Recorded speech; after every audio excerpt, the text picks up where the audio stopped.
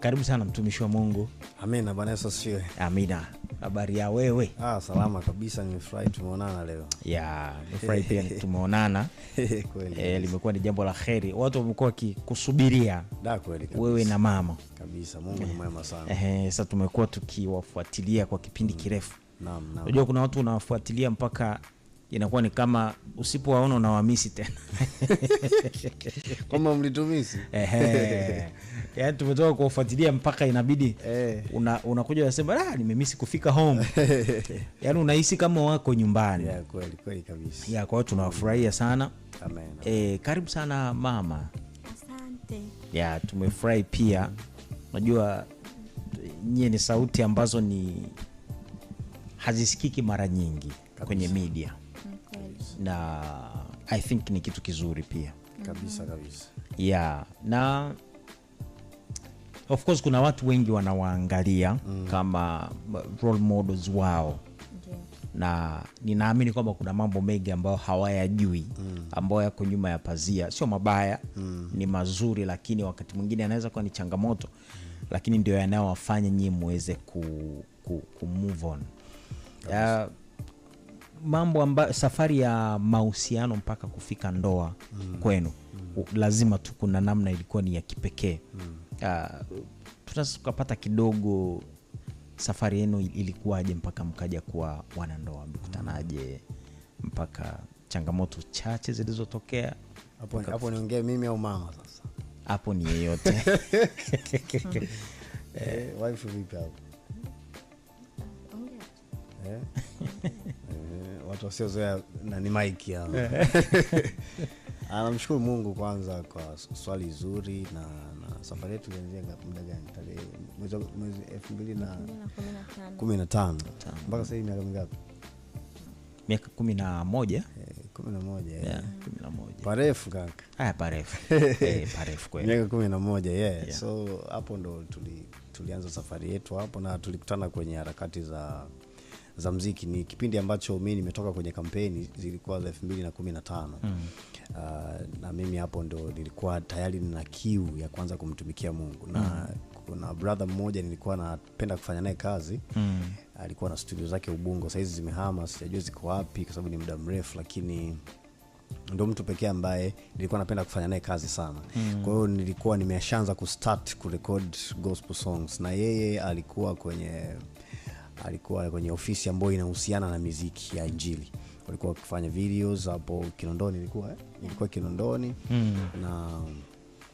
Na hapo ndipo tulipoonana. Kwa hiyo mimi na yeye tulikutana studio usiku. Mimi nimeenda kwenye studio na yeye alienda kufuata, alikuwa anaenda kuangalia deals za kwa sababu ya video, kwa sababu wao walikuwa ofisi yao ilikuwa na deal na kurecord video. Hapo ndipo tulianza mawasiliano hapo, tulianza kuongea. Tukaenda kwa muda mrefu kidogo. Tuenda kwa muda mrefu, miaka mitatu. Hapo ni akiwa mmeshakubaliana ama ni wewe unajaribu kurusha mishale? Baadaye sasa tulikubaliana. Baada ya muda mrefu kidogo tukaja tukakubaliana, kwa sababu wao kidogo wamelelewa kwenye familia ya walokole. So ili take time kidogo kuelewana. Unajua tena sisi tumetoka kwenye maseki ula huko, mambo mengi kidogo kwa hiyo haikuwa rahisi sana kwa wazazi.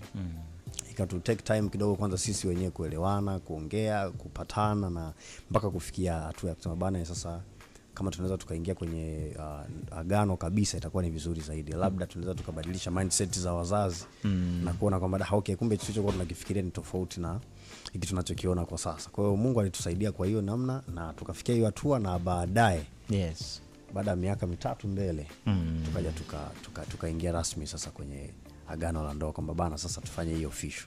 Hapo ndo vikwazo vilianzia.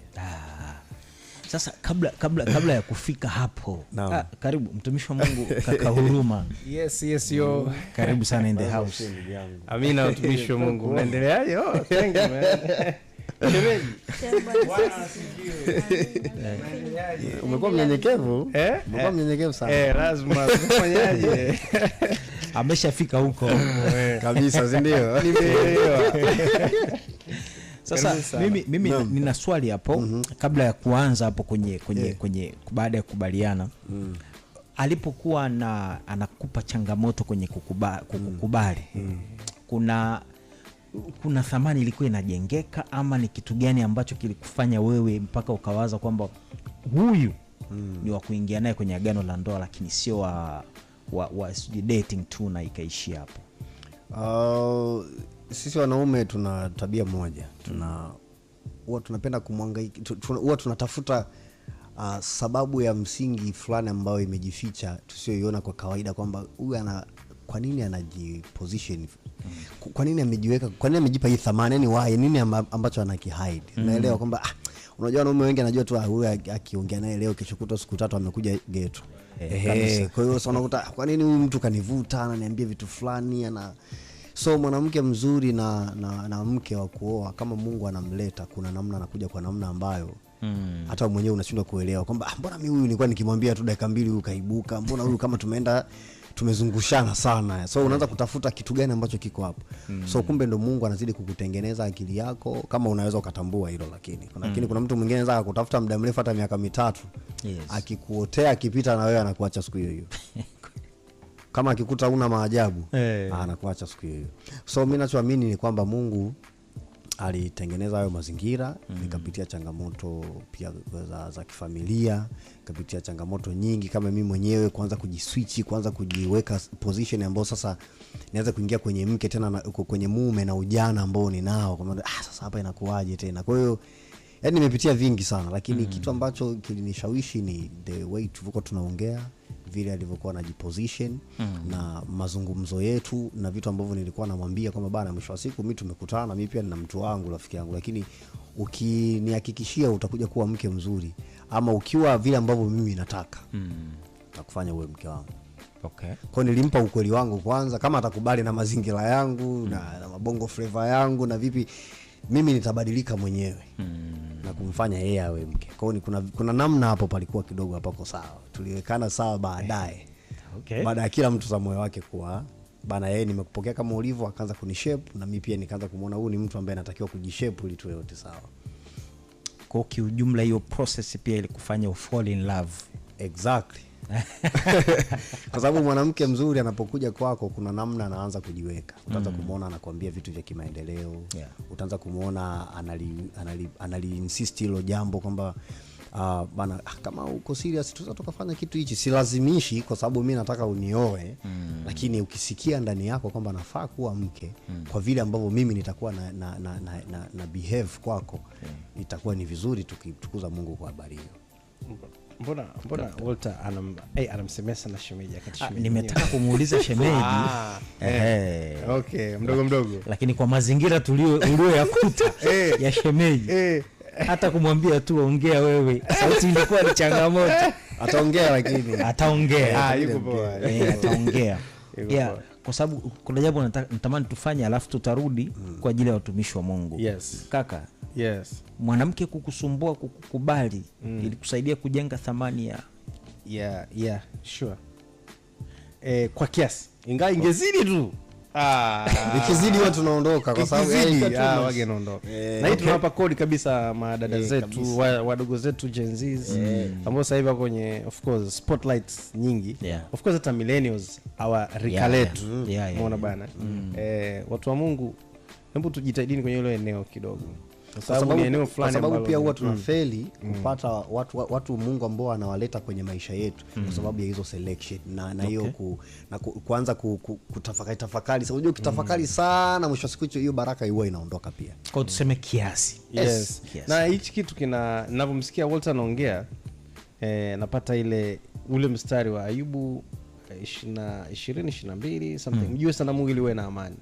Ndipo mema atakapokujia. Yani ukiwa una mahusiano mazuri na Mungu, mtu sahihi atakapokuja utamjua. Sure. Kwa hiyo sasa ni nini ufanye? Cha msingi hapo zaidi ni kumjua sana Mungu. Kuwa spiritual. Soma neno la Mungu, omba. Yaani mtu sahihi atakapokuja, mbona uta sense tu. Huruma mwanangu, kuna namna umebadilika. Kwa too deep. Kaka Walter alikuwa anatoa madini hapa. Concerning mabinti kupoteza sana muda, kuwarudishia majibu wadau pale ambapo unaona kabisa kuna amani ya moyo ishatokea. Amani ya moyo imetokea. Amani ya moyo. Okay. Lakini pia nikafurahi kumuona shemeji yangu, nikasema shemeji pia ningetamani naye kumsikia kwenye hilo. Kwa kweli. Hivi ni nini kinapelekeaga shemeji Mrs. Walter Chilambo majibu sana kuchelewa sometimes? Mambo ni mengi sana kwa sisi wanawake. Sisi tuna hisia zaidi kuliko wanaume. Unajua wanaume wanaanza na tamaa afu wanakuja hisia. Ila sisi ukimpenda mtu unaweka hisia pale pale. Kwa sasa uoga unakuja kwamba yani unaweza kuwa unaweka hisia alafu kuna vitu unaviona viko sawa. Unajiuliza maswali kwamba huyu mtu unaweza kuwa nikafe naye. Hawa wanakujaga kuanza baadaye. Kwamba kumbe ni wa maisha, ila wakati wanawaza tu kwamba yani ndo mtu wangu mimi nimempenda kwa wakati huo na nini vitu kama hivyo. Ila sisi tunawaza vitu vingi. Kwa ukiwa unawaza alafu kuna vitu unavitamani hauvioni, lazima udelay kidogo. Yani delay inakuepo. Yani kwa mfano mimi tumekutana, mimi nimeokoka yeye hajaokoka.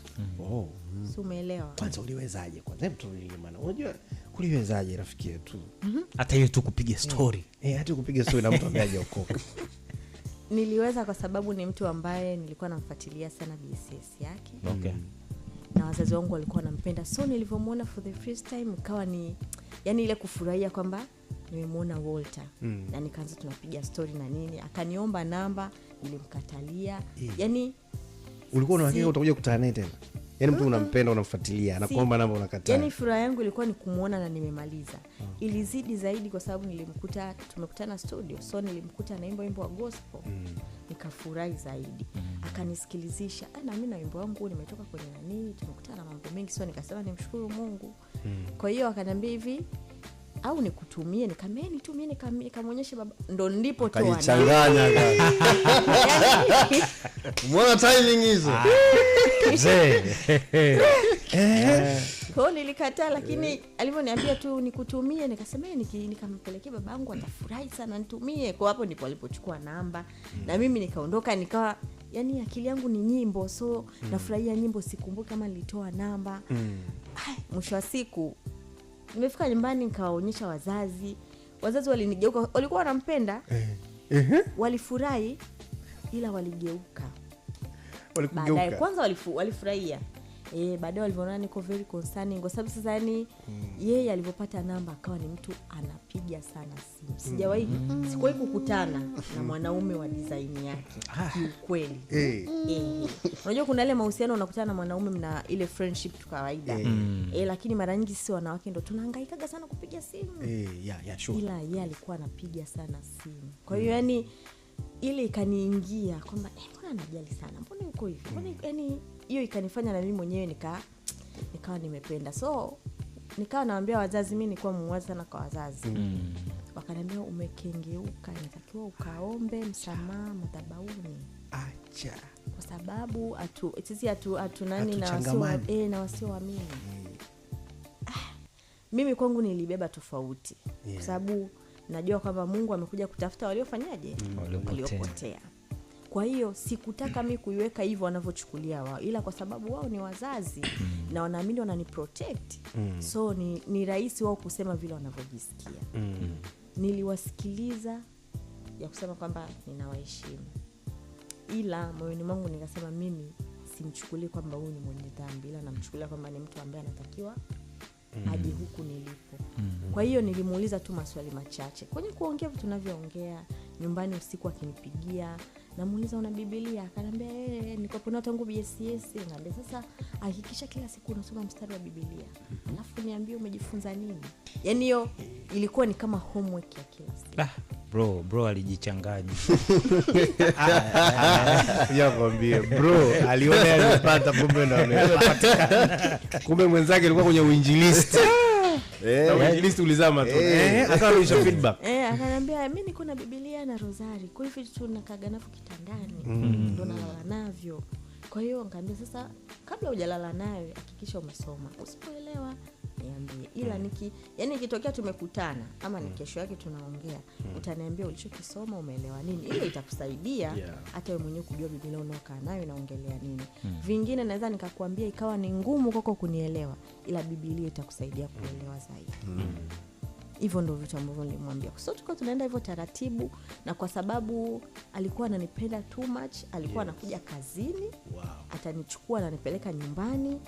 Walikuwa wakiona gari yake wasema hatutaki kuona hiyo gari hapo, isikanyage hapo. Kwa hiyo baada ya kuwa ananileta mbele, akananileta kwa nyuma, anapaki nyuma, anashuka na ingia nyumbani. Wakiona si ni wadogo zangu, saa nyingine wafanyakazi wakaambia baba tumeona gari ameletwa. Nikipanda tu juu, maana tulikuwa nakaa ghorofa, nikipanda tu juu nakuta wanamsubiria. Gari kenyewe kwa na rangi fulani lazima ukaone. Gari ilikuwa gari ya mshindi wa BSS. Wewe lazima ionekane. Hatari sana. I say safi sana. Nafikiri ni jambo zuri. Nimependa style ya dada ya dada yetu, shemeji yetu. Yote tu kabisa. Au kaka umemind. Sawa kabisa. Ni vizuri ili msikilizaji ajue tunaongea na nani. Tunaye dada mmoja tu hapa, shemeji yetu. Yes. So tuna of course kuna issue sasa. Hapo tulikuwa tunaenda kwenye issue ya of course kutengeneza thamani. Thamani. Kwa shemeji ile Walter kukutafuta sana ili kusababisha kutengeneza thamani kwake au ilishusha ama ili ukamwona ni msumbufu? Kiukweli sikumwona msumbufu, kwa sababu sikuwahi ku-experience before kwa mwanaume kuwa msumbufu kwa kiasi kile. Wanaume waga wanazira. Mwingine unakuta yani anaweza akakuonyesha kwamba yani kwani wewe ni nani, yani mpaka najisumbua kiasi hicho, lakini sio kwake. Na yani hiyo nilihisi kama anaigiza kwa sababu ananitaka. Lakini kiukweli wa Mungu hakuwahi kubadilika. Hakuwahi kubadilika mpaka hivi tunavyoongea. Mume wangu ni mtu wa simu sana. Yani ni ule mtu ambaye umetoka umeenda sehemu fulani, baby umefika, baby nimefanya hivi, baby yani mpaka na kesho. Yani kwa hilo kwa kweli nampa tu credit zake. Kama yani kama anaichukulia kwa kawaida. Kwa kweli tujifunze, kwa sababu kuna wengine ndo areas zetu of weakness. Baby ulifika, tunaelewa hiyo kitu. Jamani, si nimekata kama yule mzee nilimwona amefika, anaulizwa mama yuko wapi? Nimemsahau arudi kumfuata. Kwa hiyo kwa kiukweli ilinivutia, na mpaka kesho waga inanivutia kwamba ni mtu ambaye anajali kwamba mimi ni mume, ni mke, so inabidi kumjali. Mimi ndo nilikuwa kuna muda nilikuwa naona kama sadaka mbili za mtu kunipigia. Alafu sasa yeye kero inakuja wapi? Unaweza kuwa umeacha simu hapo umeenda kufanya kitu fulani. Akipiga mara ya kwanza, mara ya pili ameshakasirika. Kweli.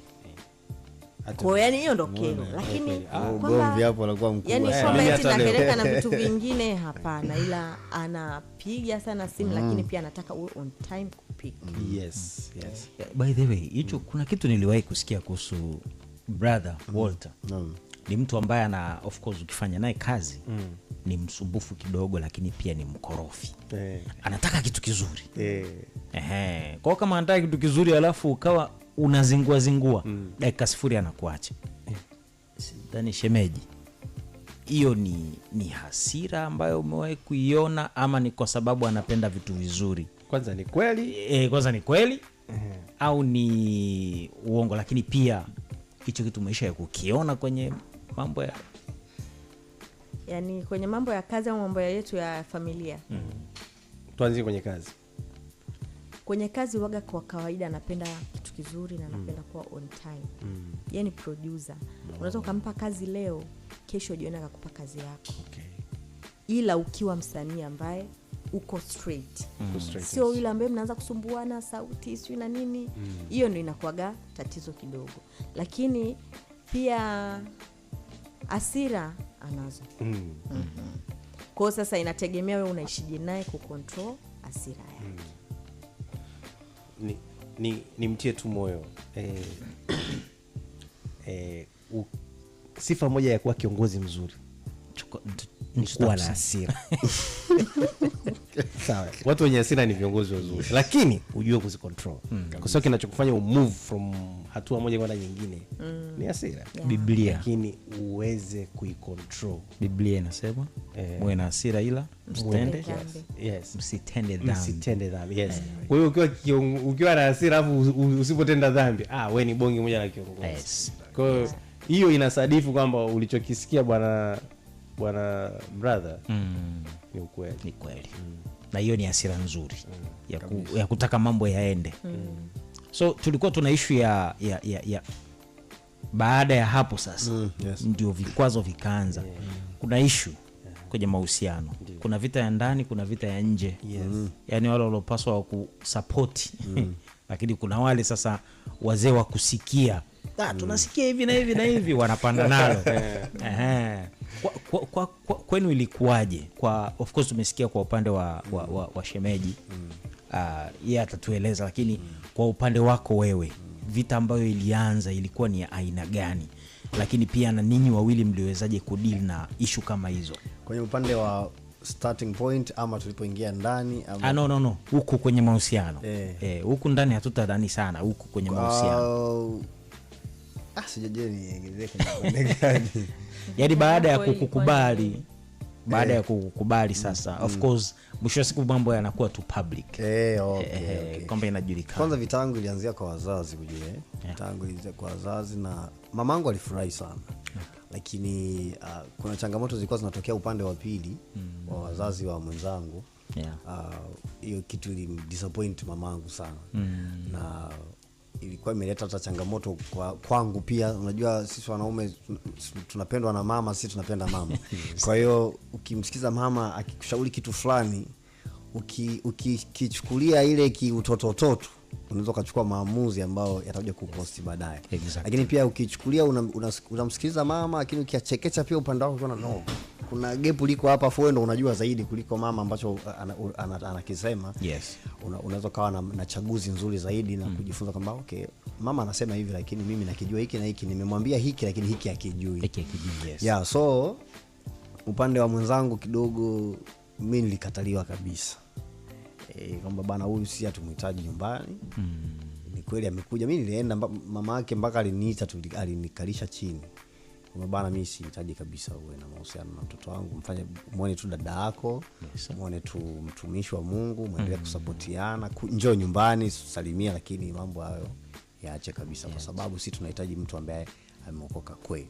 So hii pia inakuja kutufundisha kwamba inawezekana kuna wazazi wengi wanapoteza baraka ya ndoa ya watoto wao kwa sababu wao wanataka vitu ambavyo maybe walivipitia wao, au wanataka watu ambao wanakuja kama wao, baba na mama. Kitu ambacho sio sawa, kwa sababu wanashindwa kutambua kwamba kila mwanadamu anapoumbwa na Mungu anakuja na kusudi lake na njia zake zingine kabisa. Hata Biblia inasema sisi tutaacha wazazi, tutaambatana na mwenzangu, kwa sababu ina maana kuna maisha mengine. Wazazi watabaki wazazi, lakini kuna muda itafika itabidi tuwaache kama mlivyo, na sisi tunaenda kutengeneza familia nyingine. Yani naturally. Exactly. Sasa wazazi wengi wanashindwa kuelewa hilo gap hapo. So unakuta familia nyingi zinaingia kwa sababu mume amechaguliwa mke na wazazi, au mume au mke pia ameleta mtu, wazazi wakamdescribe pale, wakaona da huyu ni boda boda huyu. Lakini hawajui kesho yake. Wakajua huyu anauza duka fulani la vyakula. Huyu ana saluni. Huyu ni kijana fulani ndo anajitafuta. Huyu ni mtumishi mwinjilisti. Hapo mwanangu unaenda kupotea. Lakini hawajui kwamba Mungu huwa anawakutanisha watu ili kutengeneza kitu kimoja ambacho kitakuwa very strong. Unakuta mimi nina madhaifu fulani na mwanamke pia ana madhaifu fulani. Sisi tunakuja kukamilishana. Mimi naweza nikawa sina akili fulani labda ya maisha, au mke wangu. Mimi nikaja kwake au yeye akaja kwangu, akaja kuniambia bana kitu fulani ndio kiko hivi. Yeye akawa na uelewa fulani na mimi nikatoka na uelewa wangu fulani. Tukiunganisha hizo nguvu, tunakuja kupata kitu ambacho ni bora sana. Which is mwanzoni kinakuwa kama akieleweki, ndipo wazazi wanaingia doubt. Labda let's say mwenzangu ana elimu kubwa, mimi labda nina elimu ndogo. Labda wamemsomesha, amefika mpaka mavyuo, mimi nimeishia form 4. Si unaelewa? Mwenzangu kwao wana pesa, mimi kwangu kawaida. Kwa hiyo wanataka mtu aje tokana na kile ambacho wao wanakitaka kwa standard zao. Sasa hapo ndipo mahusiano mengi tunaingia kwenye ndoa azimalizi miezi 6, miezi 3 ndani, mwaka mmoja ndoa imeshakufa. Unasikia talaka nyingi siku hizi kwa sababu maybe wazazi wanachaguliana yaani wana matarajio wana matarajio fulani, mwanetu sisi tumemtunza hivi tunataka na mume wake aje hivyo hivyo. Unaelewa, hawajui kule wao wamemtunzaje mpaka amekuwa na hivyo anavyomtaka. Exactly. Ndio mara nyingi sasa unakuta wanaingia ndani, kuna vita ambavyo hawakutengeneza saikolojia ya mtoto, na huenda mtoto aliwaletea mtu sahihi ila alikuja kwenye mazingira ambayo wao hawayahitaji. Kwa changamoto mimi zilianzia hapo. Mimi nimetoka kwenye secular, wao ni gospel, hapo tulikataliwa ndugu yangu. Lakini Mungu alitusaidia, tukapata wachungaji wazuri, nikapata mentors wazuri ambao walini encourage kuendelea kumpenda Mungu na kujifunza zaidi, na ilibidi mimi na mke wangu tuingie kwenye maombi. Sisi kama sisi, sababu kama sisi tutaweka nguvu, wao ambacho wanakipinga hakitakuwa na nguvu kabisa. Kama Mungu sisi ametukusudia, sisi tukiamua kushikana vizuri tukaonyeshana huo upendo, wao pia wakiona hiyo kitu, mwisho wa siku hawakuwa na option. Unajua ninavyoangalia hivi naona kuna vitu vingi sana ambavyo ni sensitive hapo. Yes. Ambavyo sitamani kuvigusia sana. Lakini kuna issue ya wazazi walipokuwa wanaleta of course kama ni mzazi pia utaelewa. Yaani hata kama hawakuwa sahihi kwa vile ambavyo Mungu alikuwa anataka, lakini kibinadamu tunaweza tukaelewa. Ila kuna issue ya kwamba wazazi kuwasikiliza wazazi, kuna vitu vingi wameviona, kuna vingine tunaweza tusivione. Hii mliwezaje kukabiliana nayo mpaka kuja kuthibitisha kwamba hii ni ya kimungu, na wao pia iliochukua muda gani mpaka kukubali? Natamani shemeji angeweza kuliongelea hili. Kwenye upande wa wazazi, kwa sababu walishatukataa, niliwakubalia. Walisema wataki kumuona Walter, pia niliwakubalia. Lakini nilijiwekea agano na Mungu. Nikaambia Mungu, wewe ndo mwanaume ambaye nimempenda. Na sitamani kuwa na mtu mwingine. Na hata yeye pia nilimwambia kwamba mimi naamini wewe ni mume wangu. Na aliniambia mimi wewe ni mke wangu. Kwa kuthibitisha hilo, akaniambia nataka nikutafutie pete ya uchumba. Hii pete nitainunua, twende ukapime na nitaiweka ndani. Itakuwa kila siku nikiangalia najua kwamba ndo mke wangu. Wow. Kwa hiyo kweli tulienda kwa sonara, tukachonga pete, akatengeneza, akaiweka zake kabatini. Lakini kitu cha pili ambacho tulikifanya, baada ya kuwa tumeshawaambia wazazi haiwezekani, yaani labda kama watasikia ni sasa hivi. Tulichofanya ni kwamba tuliwekea maombi. Mume wangu alikuwa hawezi kuomba, unajua alikuwa ni Mkatoliki, swala Katoliki waga ni ile ya kutulia, msalaba hivyo. Kwa hiyo nikana namwambia kila siku tamka neno moja moja, hata kama ni dakika 10, ongea chochote. Hamna mtu ambaye hawezi kutamka mbele za Mungu neno. Ukiwa na shida utatamka. Tamka. Kwa hiyo tumejiwekea siku ya Jumanne kama siku ya kufunga na kuomba. Ananiambia siwezi kufunga, ananiambia hata kama ukikaa mpaka saa 6 mchana ukafungua sio mbaya. Hivyo vitu kidogo kidogo utafanya nini? Utazoea. So tukajiwekea maombi, tukajiwekea na mifungo, na hivyo sisi wenyewe tu kwamba akaniuliza tu wewe unanipenda? Na mimi nakupenda. Kwa kama sisi tunapendana basi wao waache. Alafu Mungu mwenyewe ajithibitishe kwamba ametukubali. Kwa hiyo akawa anaendelea kufanya kazi zake, na akasema na mimi pia sitaki unilazimishe kwenda kanisani. Nataka moyo wangu. Sikutaka kabisa kwamba yani nifanye kwa sababu nimekukuta wewe. Ila kitakacho nishawishi mimi ni matendo yako, na mimi mwenyewe Mungu aniingie ndani aseme na mimi. Kwa na mimi sikuwahi kumdisturb. Ila ilifikia sehemu nikiwa naenda kanisani ananiambia hivi, nataka unipeleke kanisani. Nampeleka leo VCCT. Mimi VCCT ilikuwa ya mwisho, nilianza kumpeleka CCC. Nilipeleka makanisa mengi sana alimpeleka. Anataka kujiangalia kama anaweza kukaa wapi. Akifika mahali anasema no. Mimi naendelea na shughuli zangu. Yaani hayampi amani. Siku nyingine tena ananiambia leo nataka unipeleke kanisani baby. Nampeleka kanisa fulani. Nikesha yote kaka. Naenda sana. Yaani hivyo. So siku tu ya siku ilivyotokea akasema kwamba nipeleke kanisani. Nikawa nampenda sana baba Nkone. Mimi nilikuwa mwenye HT.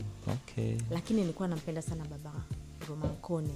So nikaambia leo tukasali sehemu fulani. Kwa nyumbani nikawaaga kwamba ninaenda kazini, kwa sababu ningewaambia kwamba naenda tofauti na kanisa la kwetu wasingenielewa. Kwa nikamwambia nyumbani naenda kazini kwa sababu nilikuwa na shoot video, so anytime ninaweza kufanya kazi. So nikampeleka kwa baba pale kanisani VCCT. Alipofika tu alinishika mkono, yani mlangoni, akaniambia nina amani. hivyo tu. Wow. Tukaenda tukakaa na ilikuwa ni ibada ya watoto. Okay.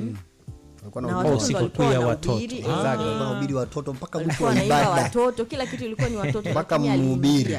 I say. Akanambia nina amani. Yeah. Tumekaa akasema kuanzia leo nitakuwa nasali hapa.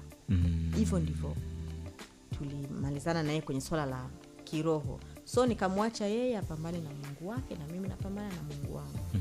Nitamuuliza tu yeye mwenyewe ataniambia nimeenda kwenye ibada, nimeenda hivi, nimekutana na Pastor Sam, nimekutana hivyo mpaka ilipofikia sehemu yeye mwenyewe akakubali kuokoka. Na hata siku aliyokubali kuokoka, aliokoka akiwa peke yake.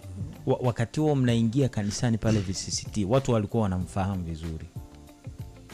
Walikuwa wanamfahamu kama Bongo Flava. Yani namaanisha umaarufu yani. Sasa okay, shemeji samani. Unajua unajua hii ni kitu ambacho watu wengi sana hawajui. Watu wengi watafurahi sana kuwa na mtu maarufu, lakini hawajui gharama wanayoenda kuilipa. Changamoto ambayo ulikuwa labda unakutana nayo sana, kwa sababu I am sure kuna sehemu mlikuwa hamwezi kwenda kama wachumba, hata kukaa tu kupiga kuongea tu hivi kawaida. Hata kama mmeweka, unajua sisi wa Pentecoste lazima kuwe na distance. Wejitini watu wenye misimamo mikali. Price gani ya umaarufu wake ambao ilipaswa yani wewe uliilipa mpaka sasa hivi, ambayo kidogo ilikupa changamoto mwanzoni lakini baadaye ukaja kuona ni ya kawaida? Mimi nimemkuta sio mlevi. Okay. Ulevi wake ni kuimba. So alikuwa anapenda sana kwenda studio. Na ilikuwa studio anazoenda sasa, unajua ndo zile za wanakunywa sana pombe, wanavuta sana bangi. Na sasa hiyo yeye alikuwa kama nimetoka kazini, yuko studio ananiambia hivi, baby niko studio njoo, alafu nitakupeleka home. Anachokiimba anataka, yani mimi tangu tulivyojuana hivi alikuwa ananishirikisha kila kitu. So hata nyimbo anataka nimsikilize anavotunga, hii iko sawa, hii ikoje. Kwa sababu hiyo anatunga za gospel, za Bongo Flava, zote namtia moyo na msikilizisha, hii nataka kuimbia wewe, hii iko sawa, hii iko sawa hivyo. Yani hivyo.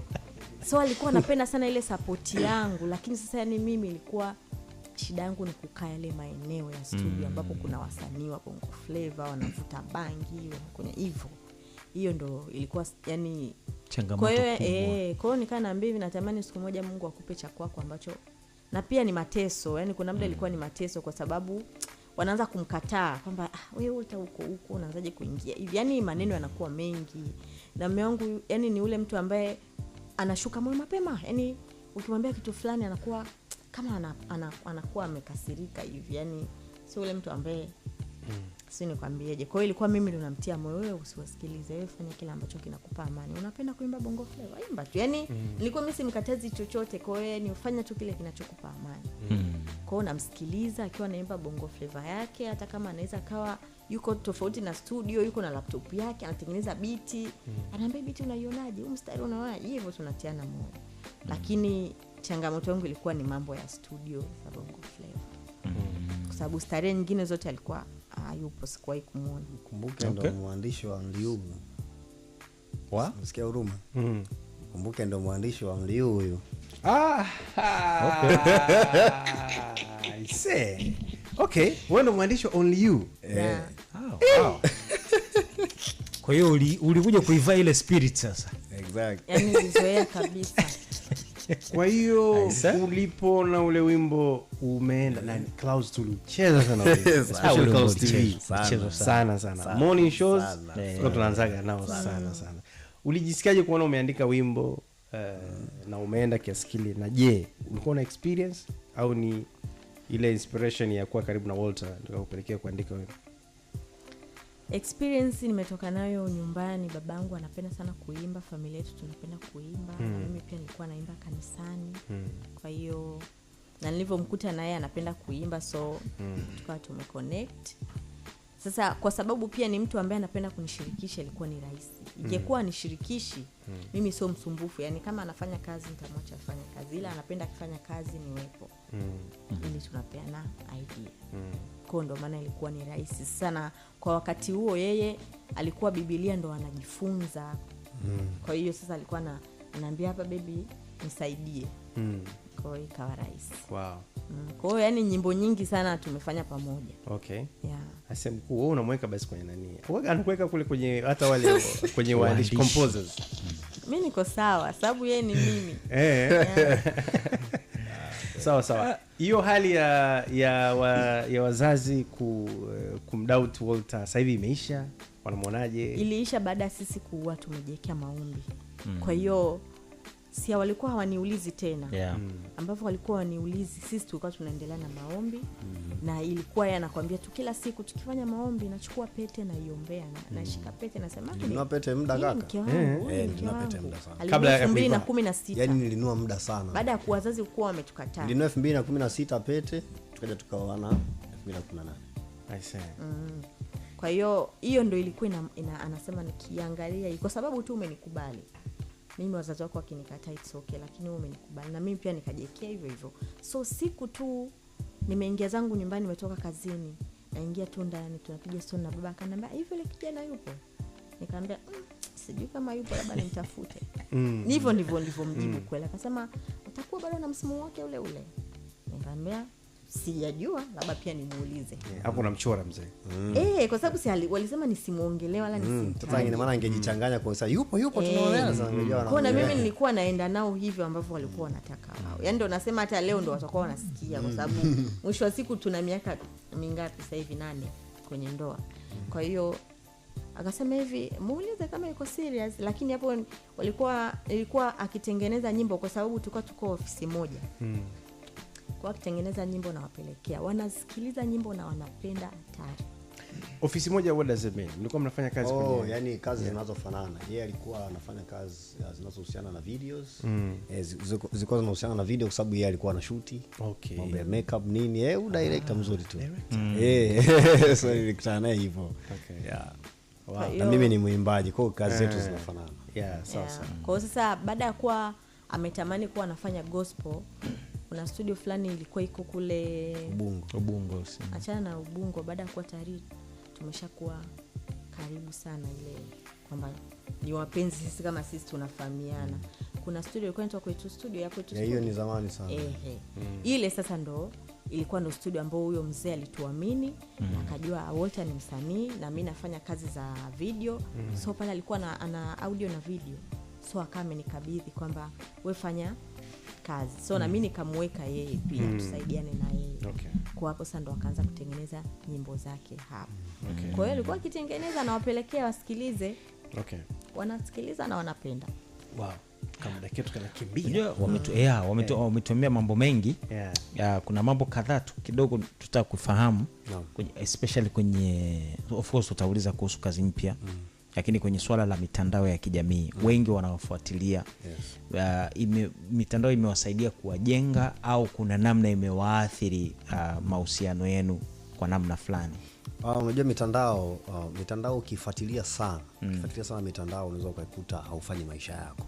Kwa sababu kuna changamoto nyingi za watu wasiofahamu wewe ulivyo, wasiokuwahi kukuona. Kuna watu wanaweza kukuongelea huruma hawikuwahi kukuona kwenye maisha. Anza kusema bana huruma anadharau sana. Huruma na hivi yuko Klaus. Huruma bana. Huruma mtu. Kwa hiyo anakudescribe hajawahi kukuona, hajawahi hata kukusemesha, hata hujawahi kufanya kitu na yeye. So mimi naelewa sana kwa sababu tumeshadili na mitandao kwa miaka mingi. Lakini kwenye upande wa ndoa yangu ilileta sometimes inaumiza sometimes mtu anapokuambia kitu ambacho kwa nini watu wanaandika hivi? Yaani nyinyi mnajua, yaani mnaona wengine wanakuambia Walter bana kaoa sijui nini, kaoa mwanamke mkubwa sana. Kaoa mshanga. Wakikutana naye wenyewe mbona mke wako mbona mdogo wewe? Mbona mke wako tena wewe mrefu kuliko yeye? Mke wako mbona mfupi? Mbona mke wako sio mnene? Yaani zile lakini picha unaweza ukampiga picha wife akaonekana mkubwa. Lakini wewe hapo unamuonaje kaka? Ni mdogo tu, yani ni mtu yuko tu kawaida, lakini kwa sababu watu hawafahamu, hawajui nyinyi mlivyo. Kwa hiyo viletaga vitu fulani. Hata mimi nilikuwa ni mtu ambaye tunapostiana sana. Lakini ikafika tu nikamwambia mke wangu bwana mama tuache. Tuishi vile ambavyo tunataka. Tulipotea kabisa mitandao. Mimi last time nimemposti sio ni juzi si kwenye Valentine mimi ndo nimemposti kwa mara ya kwanza after miaka mingi. Nimemposti na mke wangu. Ile page niliacha iwe ya kazi tu. Yaani ni kazi tu. Kwa hiyo niliposti nikaona bana hebu ngoja mwisho siku sina vitu hivi, ndio kwa mara ya kwanza. Lakini page yangu niliweka kwa sababu ya ofisi. Nikasema kama ni page basi tutafungua zingine kwa sababu ya familia, kwa sababu tunataka tuanze kufundisha watu baadhi ya vitu kuhusiana na ndoa, mahusiano, changamoto, maugomvi, tamaa za hapa na pale, usaliti, vitu fulani. Hivyo vitu lazima tuje kuwaambia watu kwa sababu vitawajenga watu hawajui ndani ya ndoa kuna mambo gani sometimes. So lazima tuje kuvifanya hivyo vitu, lakini ilituletea changamoto kidogo, lakini tukaona bana huu nikamwambia mke wangu uko sawa bana, mbona mimi niko sawa, ni vitu vya kawaida kwa sababu mimi sipo hivyo wanavyoongea. Nikamwambia kama una amani basi poa, hivyo vitu so vikaondoka ndani yetu.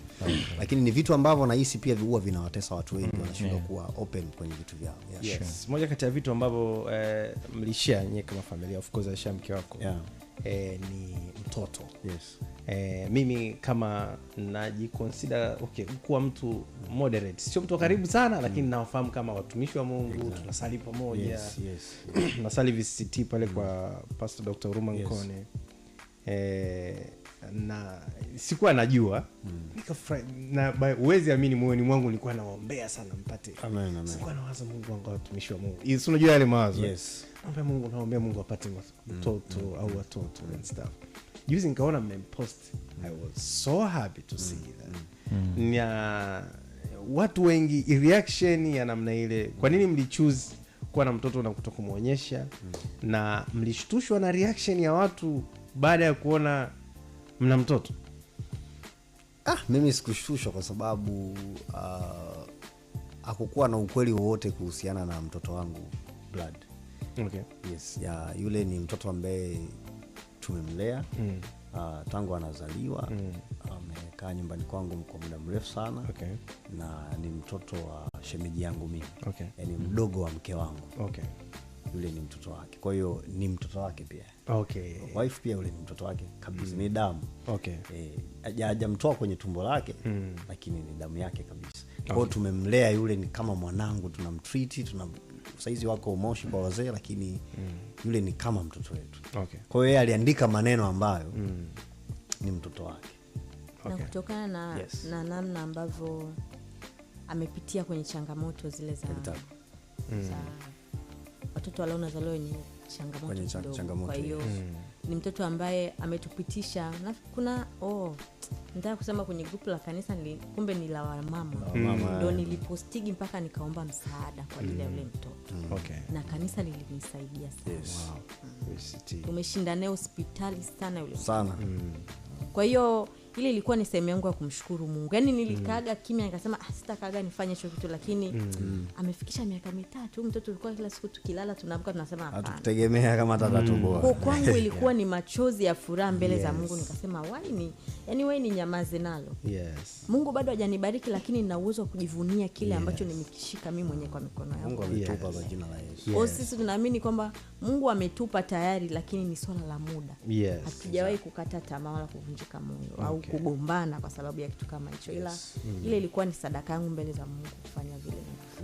That was so good. Na kiukweli ilileta a lot of emotions. Nadhani mliziona. So kuna muda tu unamwazia Mungu, unasema unamwambia tu Mungu sijajua itakuwaje lakini nashukuru Mungu ametupa amani, ametupa furaha. Bro, unaelewa sisi watoto wa kiume tunapitia changamoto kwa wakwe tunapitia changamoto kwenye familia zetu, kwamba unaweza kupata maneno mengi sana usipokuwa una matokeo ndani ya ndoa.